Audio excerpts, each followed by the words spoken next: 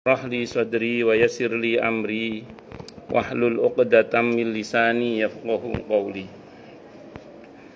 Para asatidzah, para ibu-ibu sekalian, hafizani wa hafizakunallah, bil khusus segenap pengurus Majelis Ta'lim ibu-ibu Masjid Babu Taubah, yang semoga pengurusnya dan jamaahnya selalu dalam naungan rahmat, barokah, perlindungan serta bimbingan Allah Subhanahu wa taala. Amin Allahumma amin insyaallah.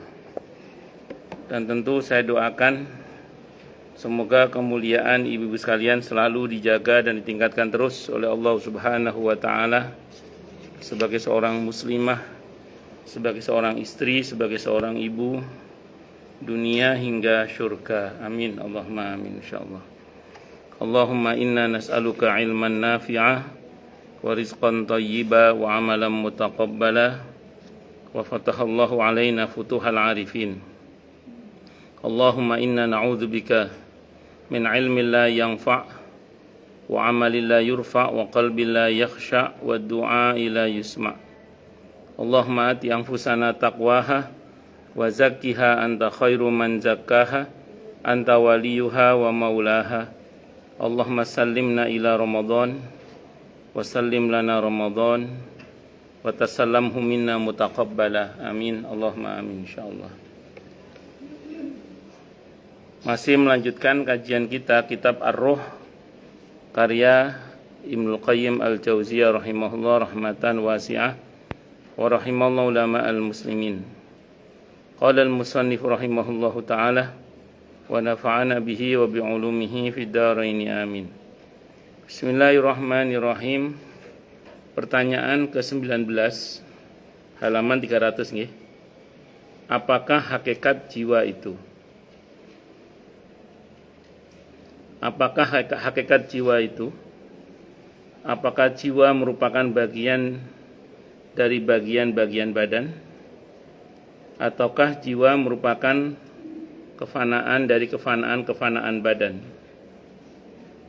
Apakah jiwa merupakan fisik yang dapat ditempati ataukah merupakan substansi yang kosong? Apakah jiwa itu juga berarti ruh ataukah sesuatu yang berbeda? Apakah ammarah, lawamah, mutmainnah, sifatnya nafas itu merupakan satu jiwa yang memiliki tiga sifat ini, ataukah itu merupakan tiga jiwa? Kalau Imam Al-Qurtubi dalam kitab At-Tadhkirah menganggap sama antara ruh dengan nafas, dengan jiwa itu sama. Kalau Imam Al-Qurtubi, Imam Al-Qurtubi memandang bahwa kata nafas dalam Al-Quran itu ya ruh itu. Ruh dan nafas itu sama. Itu kalau kata Imam Al-Qurtubi. Walaupun nanti sebagian para ulama mencoba merinci gitu ya. Merinci perihal tentang nafas dan ruh itu sebagai sesuatu yang berbeda. Atau dengan kata lain, nafas itu bagian dari sisi ruhani kita. Jadi kita ini kan makhluk ya. Ini kalau yang merinci yang saya pahami begitu. Makhluk ini kan ada unsur jasmani, ini yang kelihatan jasmani namanya. Ada unsur ruhani. Nah, unsur ruhani itu ada bagiannya namanya nafas. Nah, nafas itu secara prinsip sebenarnya dia adalah bagian dari ruh yang memiliki dua kecenderungan. Kalau bahasa Al-Qur'annya fa'alhamaha fujuraha wa taqwaha. Jadi punya kecenderungan yang tidak baik, tapi juga punya kecenderungan baik. Nah, nafas ini sebenarnya dia itu maunya yang enak-enak saja sebenarnya. Bagian nafas ini. Jadi dia ini maunya yang enak-enak saja sebenarnya. Makanya nanti kecenderungannya dia pengennya yang enak-enak lah gitu, yang enak-enak. Nah, masalahnya kadang yang enak-enak itu justru malah nggak bagus gitu untuk kesehatan ruhani itu. Sebagaimana di jasmani kan kalau yang enak-enak tok kan lama-lama ya ada yang nggak bagus juga kan gitu. Nah, sementara nafas ini kecenderungannya kepada yang enak-enak itu. As-shalatu khairum minan naum, kecenderungannya tidur, kecenderungannya itu. Ramadan kecenderungannya enggak puasa, kecenderungannya itu gitu. Jadi kecenderungannya itu pokoknya bersantai-santai, leha-leha gitu lah pokoknya. Itu nafas kecenderungannya itu. Nah, kalau itu dituruti, kata para ulama, an-nafsu katifli, nafas itu kayak anak kecil gitu loh. Anak kecil itu kalau dituruti kan semua maunya itu. Coba jangan cucu jenengan yang masih TK A atau TK B atau SD kelas 1 diajak ke pusat permainan itu. Terus apa yang mereka mau silakan turuti. Insya Allah 1 jam 10 juta ya bisa habis. Nah, begitu dibeli semua, pertanyaannya apakah dipakai semua? Enggak. Apakah dimakan semua? Enggak juga. Nah, itu sifat nafsu itu kentara sekali ketika kita sedang mau buka puasa itu. Oh, itu kan di sini kan es cendol, es duren, es ketan duren, semuanya. Es teh, semua es ada di sini itu. Pas mau buka itu. Belum nanti menunya itu, itu coba misalnya maunya nafsu saat mau buka itu turuti semua, coba beli semua itu. Begitu dur maghrib itu, kita minum dikit aja, set langsung buyar semua, betul ya? Iya, langsung buyar semua itu. Selera yang tadi itu hilang semua. Itu nafsu itu gitu. Jadi kalau menuruti pikiran itu maunya tukiyam, tukina, tukijah, itu semua. Aduh, kayak kuat-kuat lah. Padahal ya manusia itu nafas itu gitu, nafas itu. Nah, makanya nafas itu kalau diliarkan kecenderungannya nanti menjadi an-nafsul lawwamah, an-nafsul ammaratu bisu. Itu kecenderungannya. Jadi enggak bener gitu loh kecenderungannya itu. Tapi kalau nafsu ini dibina sebagaimana anak kecil tadi dibina, itu lama-lama ya jadi an-nafsul mutmainnah. Nah, itu jiwa yang benar itu. Nah, jadi nafas itu semacam bagian dari roh yang kalau kita tarbiyah dengan baik dan benar, maka dia ya jadi benar gitu. Tapi kalau ditarbiyah dengan cara yang salah ya jadinya ya enggak benar. Itu namanya an-nafs namanya. Nah, itu. Jadi maka kita ngaji begini, kita sholat, kita zikir macam itu bagian dari membiasakan nafas kita itu dalam kebaikan-kebaikan. Sampai kalau bahasanya Nabi, tidaklah sempurna iman seseorang itu hingga nafsunya mengikuti apa yang aku bawa itu. Nah, kalau hari ini jenengan termasuk yang menikmati sholat, menikmati zikir, menikmati bacaan Al-Quran, bersyukurlah pada Allah. Semoga itu bertanda bahwa nafsu kita sudah dirahmati oleh Allah. Dan ini butuh proses panjang. Mungkin kalau bahasa sederhananya, untuk menjadi setenang sekarang ini kan kita butuh proses yang cukup panjang kan. Tidak ujuk-ujuk, majega klik, bedunduk, tiba-tiba. Iya, kan nggak instan toh, semua butuh proses, betul gitu ya. Nah, itu seperti itu. Kalau ada orang lihat kita, kepada kita, mereka mengatakan, sama nuripe kok tenang banget toh mbak. Itu batin kita dalam hati. Wah, saiki biyen apa? Itu seperti itu. Semua butuh proses memang. Nah, tapi ujung-ujungnya sebenarnya dari semua pembahasan itu, saya ulang ujung-ujung dari semua pembahasan itu ya sebenarnya roh dan nafas itu ya satu kesatuan sebenarnya. Karena ketika manusia itu diciptakan oleh Allah dari sisi ruhani ya, itu sebenarnya manusia itu memang punya dua kecenderungan tadi itu, dan karenanya kemudian paket penciptaan manusia itu di dalamnya ada akal sehat dan juga nafas itu. Jadi akal sehat itu juga bagian dari ruh sebenarnya. Itu seperti itu yang nanti membimbing nafas untuk dalam ketaatan. Nah, secara umum Bu, ini secara umum ya. Yang harus kita lakukan begini Bu, ini rumus ya. Manusia yang baik itu dalam pandangan Islam itu adalah manusia yang akalnya terbimbing oleh wahyu. Akal yang terbimbing oleh wahyu itu membimbing nafsu. Nah, itu baru manusia yang baik dalam pandangan Islam itu. Saya ulang Bu ya, akal sehatnya terbimbing oleh wahyu. Akal yang dibimbing wahyu membimbing nafsu. Nah, itu baru manusia yang baik. Dan jangan dibalik. Nah, akal dibimbing oleh nafsu. Jadi akal dibimbing oleh nafsu. Akal yang dibimbing oleh nafsu membimbing akal yang dibimbing nafsu menguasai wahyu, itu bahaya itu.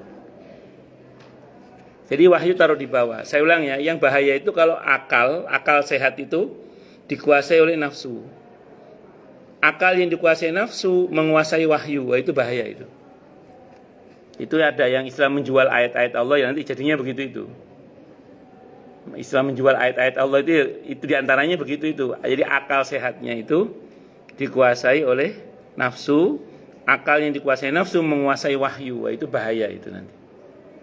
Nah, sehingga muncul istilah ini ayatnya udah nggak cocok, mesti diamandemen misalnya. Muncul ide-ide seperti itu ya. Jadi antaranya itu gara-gara itu gitu. Saya mungkin pernah cerita di sini ya, bahwa saya dapat cerita dari adik ipar saya. Pas menemani seseorang di satu acara gitu ya. Jadi ada orang itu gelarnya Profesor Dr. Kiai Haji SHMA gelarnya pokoknya. Ya, saya nggak sebut namanya. Saya pernah ke sana soalnya. Tapi bukan ke rumah yang bersangkutan, ke rumah dosen saya. Dosen saya rumahnya dekat sama yang bersangkutan. Jadi Profesor Dr. Kiai Haji SHMA gelarnya. Enggak usah nanya namanya, pokoknya gelarnya begitu. Satu saat beliau ini, kata adik ipar saya, itu diundang oleh sebuah perusahaan yang produk perusahaan itu oleh MUI difatwakan haram. Oleh MUI difatwakan haram. Nah, terus pemilik perusahaan itu ngomong ke sang profesor itu, Pak Kiai, tolong produk saya dihalalkan ya. Kata yang bersangkutan gini, oh tenang, mau halal saya siapkan dalilnya, mau haram saya siapkan dalilnya. Sebenarnya begini Bu, bahwa ada sesuatu yang mungkin ulama tidak sepakat dengan keharamannya, itu oke lah, namanya perbedaan pendapat itu wajar lah. Tapi yang saya maksudkan kesannya halal haram itu transaksional gitu loh maksudnya, bisa dipahami nggak maksudnya ya? Gitu. Saya tahu bahwa ini perkara-perkara yang mungkin tidak semua ulama sepakat dengan keharamannya, sebagaimana tidak sepakat dengan kehalalannya. Tapi kesan transaksional yang mengatakan, oh tenang, mau halal saya siapkan dalilnya, mau haram saya siapkan dalilnya, itu kan kesannya kayak apa gitu maksudnya itu. Itu yang saya khawatir, hal-hal yang model-model begitu itu yang saya khawatir tadi itu. Akal yang dikuasai nafsu menguasai wahyu. Padahal yang betul adalah akal yang dikuasai wahyu membimbing nafsu. Itu seperti itu. Itu yang betul. Makanya nafsu yang terbimbing itu disebut dengan an-nafsul mutmainnah. Yang di Al-Fajr ayat 27 itu Allah seru dengan seruan, ya ayyatuhan nafsul mutmainnah irji'i ila rabbiki radiyatan mardiyah fadkhuli fi ibadi wadkhuli jannati. Tapi ini yang akan kita baca ini versi Ibnu Qayyim ya. Kalau versi Imam Al-Qurtubi kira-kira yang seperti yang saya jelaskan tadi itulah kira-kira. Karena beliau secara umum tidak membedakan antara an-nafs dengan ruh, itu beliau. Atau dengan bahasa lain tadi kalaupun mau dibedakan, ya nafas itu bagian dari sisi ruhani kita itu sebenarnya. Pun lanjut. Jawaban atas berbagai pertanyaan ini telah disampaikan berbagai golongan. Namun pendapat mereka itu rancu, kata Ibnu Qayyim. Dan banyak yang salah menurut beliau ya. Sementara Allah Subhanahu wa ta'ala memberikan petunjuk kepada orang-orang yang mengikuti Rasulnya dan ahli sunnahnya tentang apa yang mereka perselisihkan berupa kebenaran dengan izinnya. Sesungguhnya Allah memberikan petunjuk kepada siapapun yang dikehendakinya ke jalan yang lurus. Karena itu kami perlu menyampaikan pendapat manusia, apa alasan masing-masing dan bagaimana sanggahannya. Lalu kami sebutkan mana yang benar berkat pertolongan Allah. Tapi ini saya ulang pendapat Ibnul Qayyim Al-Jauziyah rahimahullah. Kalau bahasa sederhananya, beliau mencoba melakukan kritik kalau bahasa kita. Cuman saya mau sampaikan dulu gini ya. Ini rumus nih. Ibu, kalau suatu saat ada seorang tokoh menyampaikan sebuah pemikiran dengan argumentasinya yang baik gitu ya. Terus belakangan ada tokoh lain mengkritik pemikiran itu. Kesalahan sebagian orang itu menurut saya, seperti yang saya pahami ya, itu menganggap bahwa yang mengkritik itu dianggap lebih baik daripada yang dikritik. Padahal belum tentu. Bisa, tapi belum tentu. Jadi jangan pernah membayangkan yang mengkritik itu mesti lebih baik daripada yang dikritik. Nah, saya ambil contoh ya, misalnya. Tahu Imam Bukhari ya? Imam Bukhari rahimahullah ini ulama ahli hadis. Beliau digelari Amirul Mu'minin fil hadis. Pemimpinnya ahli hadis. Saya mau tanya sekarang, beliau ada yang kritik nggak? Ada. Di antara yang mengkritik beliau itu diantaranya Syekh Albani rahimahullah. Di antaranya ya, Syekh Albani rahimahullah. Pertanyaannya, kalau dari segi kualitas keilmuan antara Syekh Albani rahimahullah dan Imam Bukhari rahimahullah lebih top mana? Jawabannya pasti lebih top Imam Bukhari. Itu yang saya bilang tadi, yang mengkritik dan yang dikritik belum tentu yang mengkritik itu lebih baik. Tapi bukan berarti kita meremehkan beliau, itu enggak. Nanti Syekh Albani dikritik lagi oleh oleh Profesor Mustafa Yaqub misalnya. Imam besar masih istiqlal di masanya. Ya kalau dari segi keulamaan mungkin Profesor Mustafa Yaqub mungkin tidak seperti Syekh Albani misalnya. Tapi begitulah ilmu, Bu. Jadi ilmu itu tidak mengenal senioritas. Jadi sebetapapun misalnya seseorang itu telah mumpuni dalam ilmunya, bukan tidak boleh dikritik, silakan. Tapi tadi yang mau saya sampaikan bahwa kesalahan sebagian orang itu menganggap bahwa kalau ada yang mengkritik seolah-olah yang mengkritik itu lebih baik daripada yang dikritik. Tidak selalu maksud saya itu. Itu satu dulu ya. Yang kedua yang mau saya sampaikan lagi adalah bahwa ada kaidah yang sering saya sampaikan di sini tentang al-ijtihadu la yunqaddu bil ijtihad. Ijtihad seorang ulama itu tidak bisa dibatalkan dengan ijtihad ulama yang lain atau sesudahnya itu. Makanya pendapat Imam Hanafi itu tidak menjadi hilang gara-gara setelahnya ada pendapat Imam Malik yang berbeda. Bahkan mengkoreksi pemikiran Imam Hanafi misalnya. Apa yang menjadi pendapat Imam Malik itu tidak menjadi hilang hanya gara-gara setelahnya ada Imam Syafi'i yang berbeda dengan Imam Malik.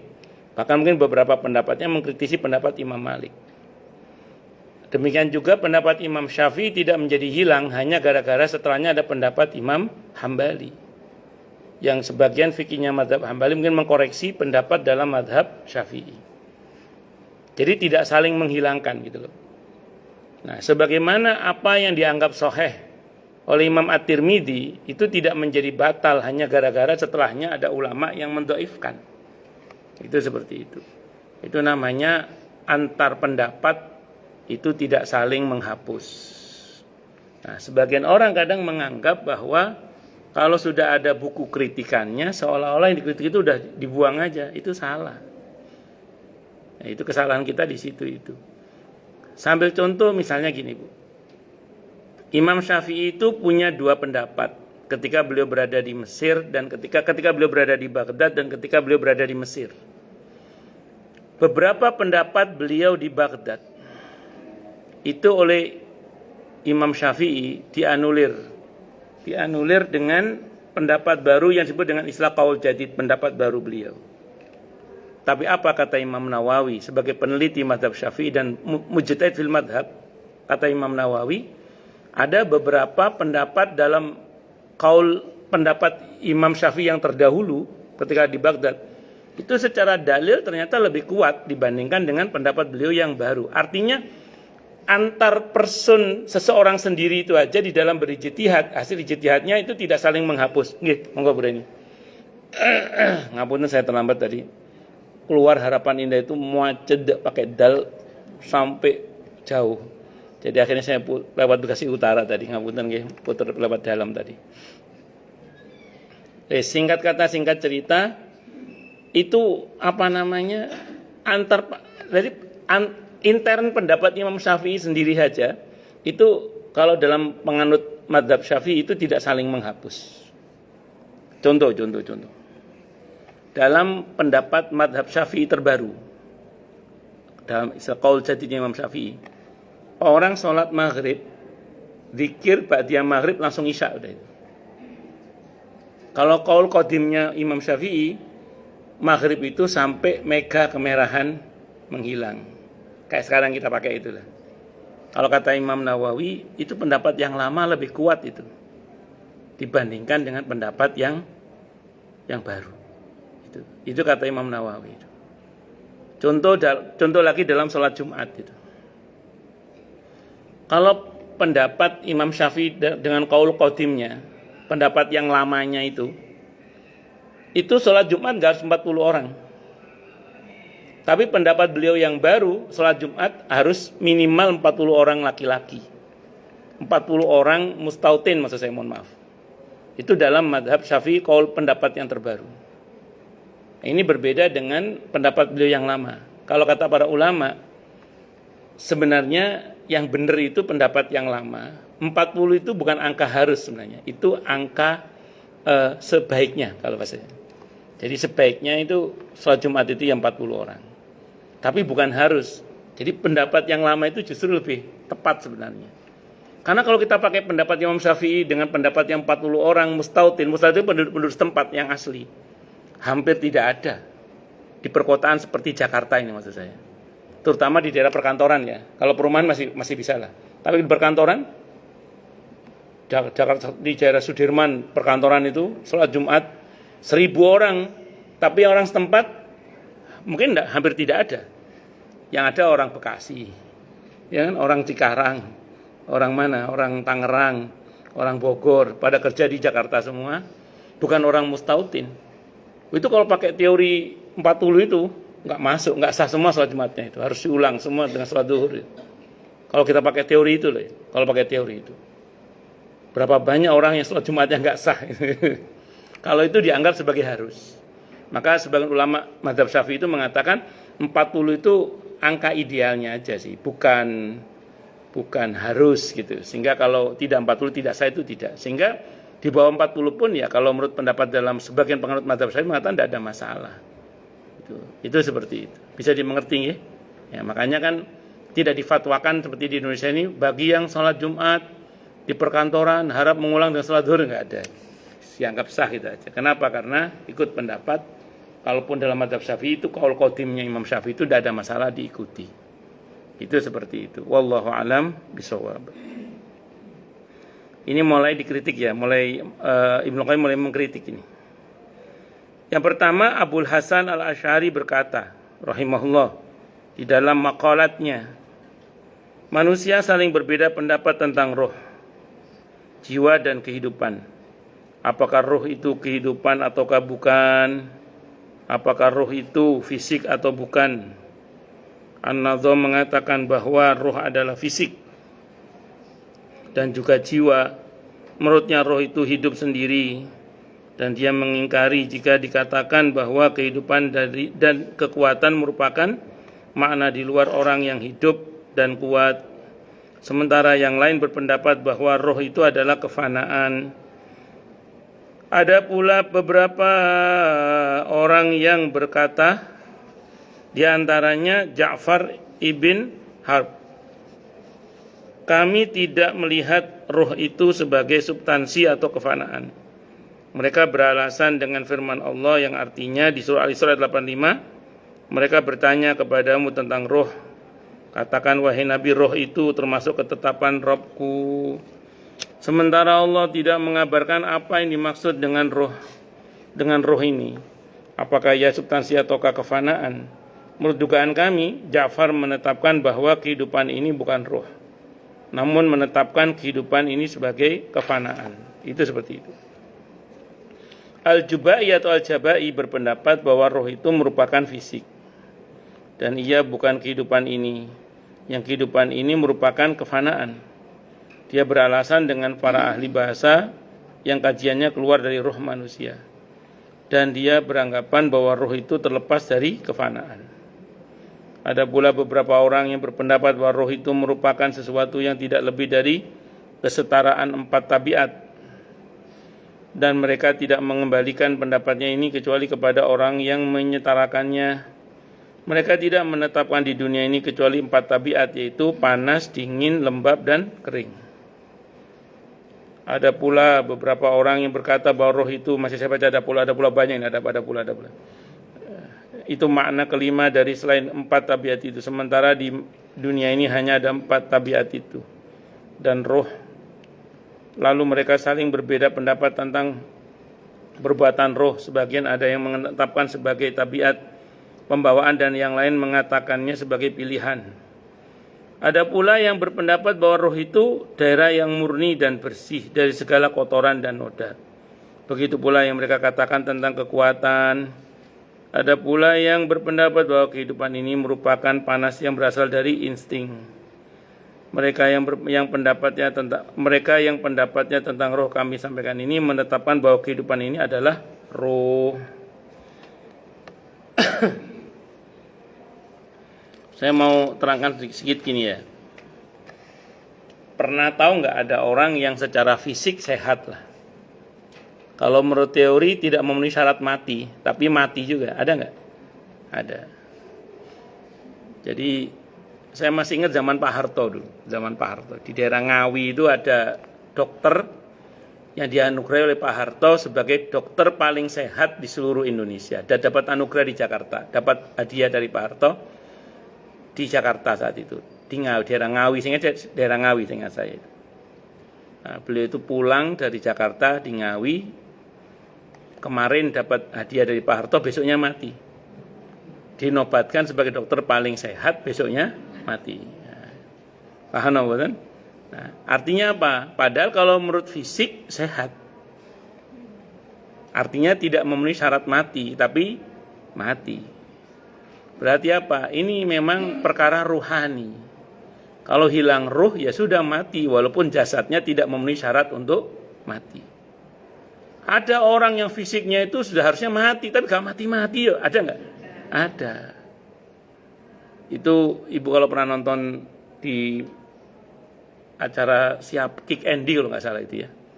Itu ada beberapa orang yang diwawancara itu yang telah melakukan bunuh diri dengan cara yang sangat ekstrim. Kalau menurut teori harusnya mati. Tapi sampai dengan diwawancara itu tidak mati-mati. Padahal kalau menurut teori apa? Mati. Karena memang mati ini bukan perkara fisik sebenarnya. Ini perkara ruh. Ada orang yang sakit, yang nungguin tuh bolak-balik mati gantian. Yang ditungguin nggak mati-mati itu ya ada. Yang nungguin mati bolak-balik. Yang ditungguin nggak mati-mati. Itu ya kejadian ada seperti itu. Bahkan ada beberapa orang itu yang divonis sakit lama nggak mati-mati. Yang sehat mati. Karena memang saya ulang sekali lagi, mati dan tidak mati itu urusan Allah. Itu ruh. Ruh itu urusan Allah. Gak ada yang tahu kecuali Allah. Dan kita tidak diberi ilmu kecuali sedikit. Maka aneka pendapat tadi itu semua macam-macam itu. Nah, saya ingin tarik kepada penjelasan Imam Al-Qurtubi ya. Karena kita pernah ngaji kitab Ar-Ruh ya. Kalau Imam Al-Qurtubi itu sederhana membahasakannya. Ya ruh itu ada fisiknya, kata beliau. Dia seperti halnya jasad yang ada fisik kayak gini. Ruh kita juga punya fisik. Jadi Bukino misalnya dengan fisiknya seperti ini, ruhnya juga punya fisik. Nah, yang sejatinya Bukino kan yang ruh itu. Karena nanti ketika hari kebangkitan, fisik Bukino udah nggak kayak gini lagi. Ya, insya Allah, amin, insya Allah. Lebih cuantiak pakai kof. Ya, karena nanti fisik kita semua itu dibentuk oleh Allah berdasar informasi amal, kan begitu ya? Ya, itu seperti itu. Nah, sebagaimana fisik ada aromanya, ruh juga ada aromanya. Disebutkan dalam hadis yang sahih dalam kitab At-Tadhkir Imam Al-Qurtubi itu, riwayat Ahmad, Abi Dawud, Ibnu Majah, hadisnya sahih dari semua jalur periwayatannya. Ketika ruhnya orang beriman keluar, aromanya wangi, sampai malaikat mengatakan, ruhnya siapa itu? Wangi banget. rupanya memang amal soleh itu aromanya wangi. Dan itu tercium oleh para malaikat. Disebutlah ini dengan sebutan nama terbaiknya. Oh, ini donatur masjid. Oh, ini anggota majelis taklim yang aktif. Oh, ini, sebutkan kebaikan-kebaikannya. Karena tercium aromanya wangi. Sebaliknya, orang yang jubahat, dalam hadis itu disebutkan okamakal, aroma ruhnya juga busuk kok pakai kof. Nabi menceritakan hadis itu sampai pegang hidung Nabi itu. Pakai kain Nabi tutup hidung, saking basinya Nabi menggambarkan saking basinya. Malaikat nggak pegang hidung, nggak tahu malaikat ada hidungnya apa enggak soalnya. Tapi malaikat mencium aroma busuk itu sampai bertanya, sopo kira kalau bahasa kita, buadek banget baunya, busuk banget. Maka disebutlah nama gelaran terburuknya. Oh, ini koruptor ini. Oh, ini yang suka mengadu domba orang. Oh, ini kemarin yang pokoknya keburukannya apa gitu. Sebutkan semua. Nauzubillahi minasyaitonir rajim. Karena rupanya memang perbuatan dosa itu tercium oleh malaikat aromanya busuk pakai kof tadi. Makanya ruh itu sebagaimana jasad, dia bisa beraroma wangi, juga bisa beraroma busuk. Dan dalam hadis itu ruh itu digendong pakai kain kafan dari surga dengan wewangian surga. Berarti ruh itu ya seperti fisik yang bisa digendong juga. Coba sebagaimana juga ruhnya orang jatuh itu disweret ya dibanting bareng. Itu. Jadi ruh itu fisik sebagaimana fisik kita ini, cuman dia dimensi yang berbeda. Jadi dimensi apa yang berbeda. Makanya saya ulang sekali lagi, fisik ini kan dibentuk oleh Allah setelah kita berada di rahim. Sebelum di rahim kan kita ruh saja tanpa badan. Begitu dimasukkan ke rahim, di badan kita baru namanya hidup, namanya manusia. Sebelum ada ruh, apa namanya?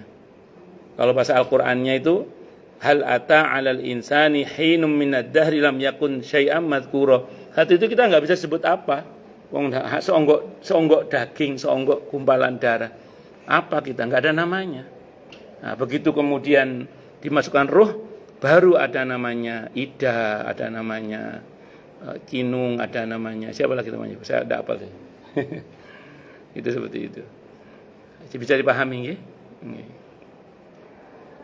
Pun. Jadi saya ulang, jadi tanpa kita sadari Bu, sebenarnya kita ini mengalami dua kehidupan jasmani dan kehidupan apa? Rohani. Nah, kalau mau kita teruskan gini sekarang. Jasmani butuh makan ya. Rohani butuh enggak? Sama. Sebagaimana jasmani butuh makan, rohani juga butuh makan. Jangan kalau pulang kampung lawama enggak taklim, enggak hadir bersama teman-teman solihah ibu-ibu di sini. Kira-kira ada yang kurang enggak di dalam hati itu rasanya? Ada ya, ada yang kurang gitu ya. Iya. Kadang kangen datang ke majelis taklim lagi gitu ya. Ini apa namanya? Ngecas iman kan ini kan. Tapi agak berbeda kalau kita pulang umroh atau pulang haji karena spiritualnya tercas dengan baik di sana sehingga pulang itu ya enggak ada masalah. Tapi kalau pulang dari kampung, pulang kampung lawama, sementara di kampung kan enggak sebanyak ini majelis taklim kan? Mungkin. Itu Jakarta dan sekitarnya memang luar biasa taklimnya ini, Masya Allah. Nah, sehingga kemudian kita begitu pulang itu kayak ada yang kurang gitu ya, ada yang kurang. Itu ngecasnya kurang penuh berarti. Makanya pulang lagi dirajin lagi, alhamdulillah tercas lagi terus gitu. Allah. Saya masih ingat ada jamaah saya dimarahi sama suaminya. Kamu itu katanya taklim tapi kok masih begini aja, kata suaminya. Kata istrinya, "Mas, alhamdulillah saya taklim. Kalau enggak Mas, lebih parah lagi aku dari ini." Gitu. Ya karena unsur rohaninya itu kalau taklim masih dicas gitu misalnya gitu. Allahu Akbar. Al-Asam tidak menetapkan kehidupan dan roh sebagai sesuatu selain fisik, dan dia berkata, tidak ada yang lebih mampu berpikir kecuali orang yang memiliki fisik yang besar, tinggi dan gagah seperti yang sering kulihat dan kusaksikan. Dia juga berkata, jiwa adalah badan ini dan bukan yang lain. Dia menyebutkan yang demikian ini dengan maksud sebagai penjelasan dan penegasan terhadap sesuatu dan bukan sebagai makna selain badan. Tapi ini pendapat ya. Sekarang kalau kita kalau kita cermati bersama ya, ini kalau kita cermati bersama. Ini saya termasuk yang tidak sependapat dengan pendapat yang terakhir tadi itu. Kalau saya punya keyakinan jasad dan ruh itu sesuatu yang berbeda, walaupun nanti jadi satu kesatuan dalam sistem kehidupan manusia. Sambil contoh misalnya, di depan kita ada makanan yang enak itu, tapi suasana hati lagi nggak enak. Kira-kira terasa enak nggak makan itu? Enggak. Walaupun habis juga kadang. Tapi kan, tapi tidak seenak kalau hati terasa enak. Tapi di depan kita ada menu yang sederhana, yang mungkin biasa-biasa aja. Tapi kalau hati lagi bahagia, kira-kira gimana? Wah, enak. Padahal menunya sederhana, hanya nasi liwet, sambal terasi, empal sama, ya itu enak ya. Misalnya. Artinya gini Bu, ada suasana yang berbeda antara fisik dengan hati, di mana rupanya fisik itu terwarnai oleh suasana hati. Berarti sedikit banyak nuansa rohani itu mewarnai nuansa jasmani. Ada orang pusing, itu yang kena lambungnya Bu. Padahal yang pusing, iya, pusing mikir jiwanya kan, tapi terus yang kena lambungnya. Itu seperti itu. Dan masih banyak lagi contoh-contoh yang lainnya. Makanya gini nanti, fisik dan rohani itu saling berkait bertaut. Orang makan makanan yang halal dan thayyib itu membentuk jiwa yang baik. Tapi makanan haram itu membentuk jiwa yang tidak baik. Bahkan tidak jarang berdampak kepada perilaku yang juga tidak baik. Bisa dipahami nggak? Nah, jadi ada saling berkait bertaut, tapi tetap roh dan jasad itu berbeda. Ya, bahwa satu kesatuan dalam sistem kehidupan manusia itu iya, tapi tetap itu dua hal yang sangat berbeda. Tadi yang saya katakan, apakah lantas kemudian ketika seseorang itu badannya sehat dia tidak bisa mati? Nyatanya ya ada yang tetap mati kan. Sebagaimana ada orang yang sakit tidak mati-mati itu juga. Bahkan kondisi roh itu bisa melampaui batas kekuatan badan ini Bu. Ada orang badannya kuat, jago karate, ahli fitness, itu tapi subuh nggak kuat bangun tuh ya bisa. Padahal badannya sehat. Ada orang yang meriang, sakit, ya mengkis-mengkis bahkan misalnya. Tapi karena jiwanya yang sehat, sebelum subuh malah sudah bangun. Kenapa? Karena jiwanya yang kuat. Siang hari bulan Ramadan, itu kalau kita lihat yang nggak puasa dari kalangan orang-orang Islam sendiri itu kadang ya gagah-gagah kadang. Iya kan ngoten, karena fisiknya kuat tapi rohnya nggak kuat. Sementara orang yang sudah sepuh kadang selesai puasanya, anak kecil kadang selesai, karena ini perkara ruhani gitu loh. Ini perkara apa? Ruhani. Nah, jenengan sampai sini ini bukan semata kekuatan fisik. Ini lebih dari kekuatan ruhani yang Allah gerakkan sehingga jenengan bisa sampai sini dengan izin Allah Subhanahu wa taala. Wallahu a'lam bishawab. Silakan Bu yang mau tanya dulu. Kalau nggak ada mungkin saya teruskan dikit. Monggo silakan.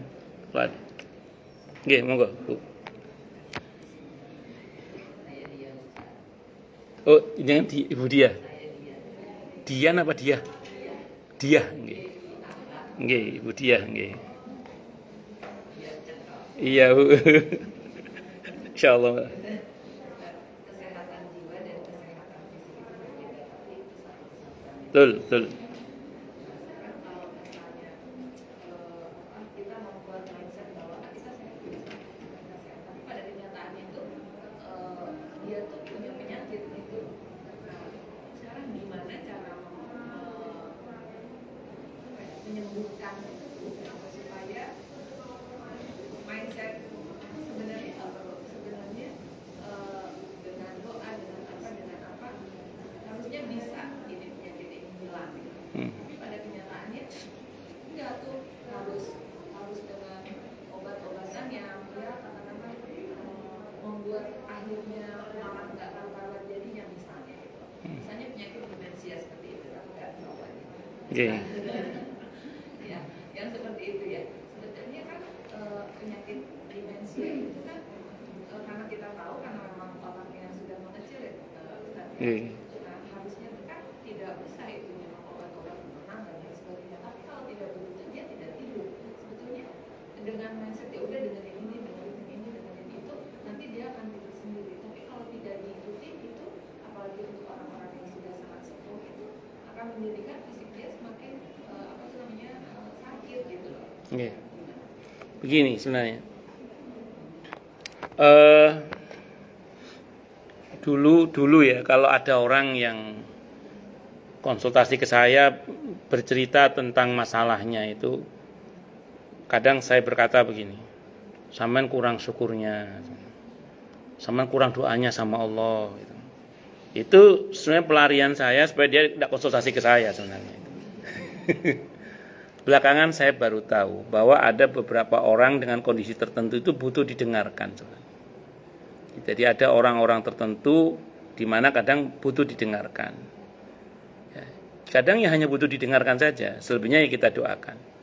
Jadi ada kondisi-kondisi penyakit-penyakit psikis tertentu, wallahu alam dalam ilmu psikologi apa namanya, tapi secara rohani itu sebenarnya mereka hanya butuh didengarkan sebenarnya. Nah, bersyukurlah pada Allah dia datang kepada kita. Paling enggak solusi yang kita tawarkan kan ada nilai spiritualitasnya yang mengarah kepada Allah.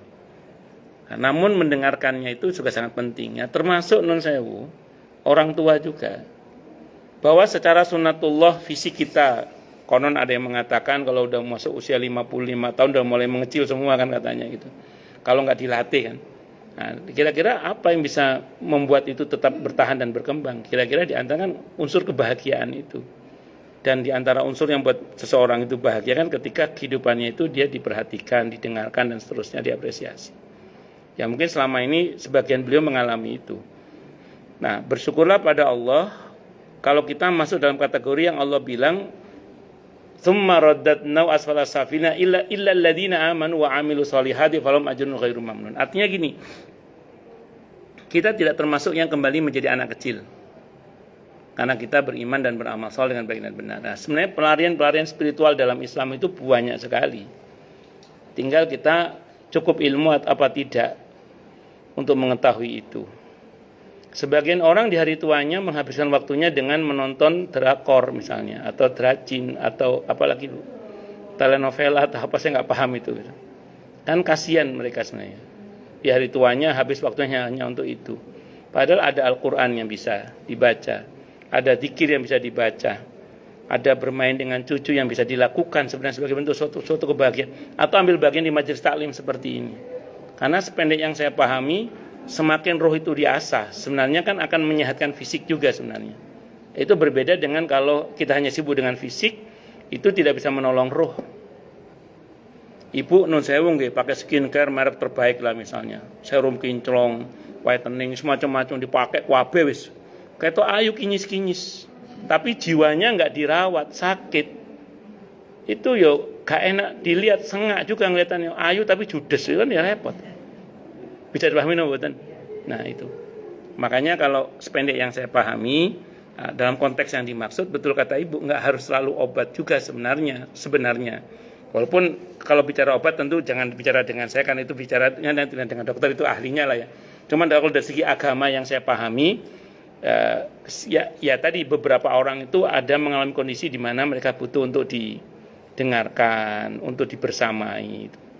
Kalau dulu saya itu pernah mengalami fase di mana kalau ada orang konsultasi ke saya sering ngomong, kamu itu kurang doa, kurang syukur kamu, curhat sama Allah. Padahal itu cara nakal saya supaya orang nggak konsultasi ke saya. Karena begitu saya pelajari, Bu, ketika orang datang kepada Nabi itu, saya hampir belum pernah baca Nabi terus mengatakan, udah serahkan sama Allah, udah doa sama Allah. Enggak. Beberapa Nabi dengarkan, baru Nabi menasihati. Monggo dibaca dalam, ada kitab Ar-Rasul Al-Mu'allim. Kita belum pernah bahas kitab itu ya. Itu beberapa curhatan para sahabat, termasuk para istri beliau. Itu enggak ada yang beliau abaikan, didengerin semua. Nah, setelah didengarkan, dibersamai, baru Nabi mengatakan serahkan pada Allah, berdoalah kepada Allah. Nah, itu baru itu. Nah, jadi bukan ujuk-ujuk. Nah, kita dengarkan gimana. Itu satu unsur yang harus kita pegang itu di antaranya. Wallahu a'lam bishawab. Ngoten nggih Bu nggih? Nggih. Monggo silakan yang lain kalau ada. Jelas semua atau tidak jelas semua? Cukup dulu nggih. Kita tutup dengan hamdalah. Alhamdulillahirabbil alamin. Semoga kajian kita bisa bermanfaat, mubarakah fid dini wa dunya wal akhirah untuk kita, keluarga kita dan seluruh umat Islam semuanya. Dan mudah-mudahan kita semua dijadikan oleh Allah sebagai orang-orang yang sukses dunia akhirat, selamat dunia akhirat, bahagia dunia akhirat, dan dipermudah setiap urusan kita oleh Allah di dini wa dunia wal akhirah. Semoga Allah limpahkan hidayah selalu untuk kita, semoga Allah tingkatkan selalu hidayah untuk kita, dan semoga Allah berikan hidayah untuk siapapun yang melihat kita. Subhanakallahumma bihamdika asyhadu an la ilaha illa anta astaghfiruka wa atubu ilaik. Sallallahu alaihi Muhammad wa ala alihi wa sahbihi wasallam. Saya mohon maaf. Wassalamualaikum warahmatullahi wabarakatuh.